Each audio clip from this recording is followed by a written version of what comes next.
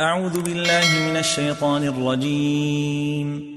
بسم الله الرحمن الرحيم. وإذ قلتم يا موسى لن نصبر على طعام واحد فادع لنا ربك يخرج لنا مما تنبت الأرض من بقلها وقثائها وفومها وعدسها وبصلها. قال أتستبدلون الذي هو أدنى بالذي هو خير اهبطوا مصرا فإن لكم ما سألتم وضربت عليهم الذلة والمسكنة وباءوا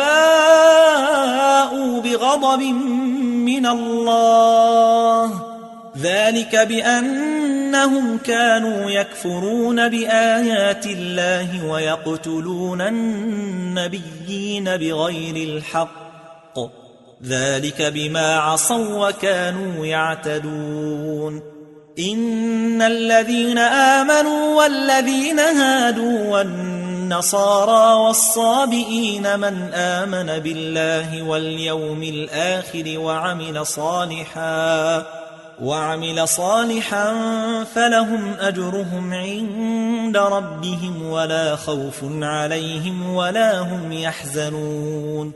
وإذ أخذنا ميثاقكم ورفعنا فوقكم الطور خذوا ما آتيناكم بقوة واذكروا ما فيه لعلكم تتقون. ثم توليتم من بعد ذلك فلولا فضل الله عليكم ورحمته لكنتم من الخاسرين.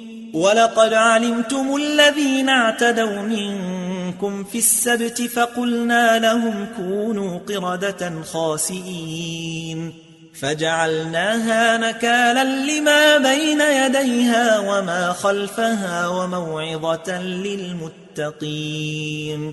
وإذ قال موسى لقومه إن الله يأمركم أن تذبحوا بقرة قالوا أتتخذنا هزوا قال أعوذ بالله أن أكون من الجاهلين.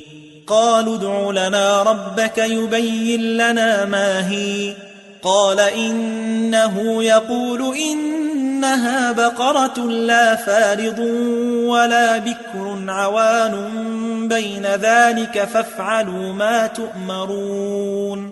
قالوا ادع لنا ربك يبين لنا ما لونها قال إنه يقول إنها بقرة صفراء فاقع لونها تسر الناظرين.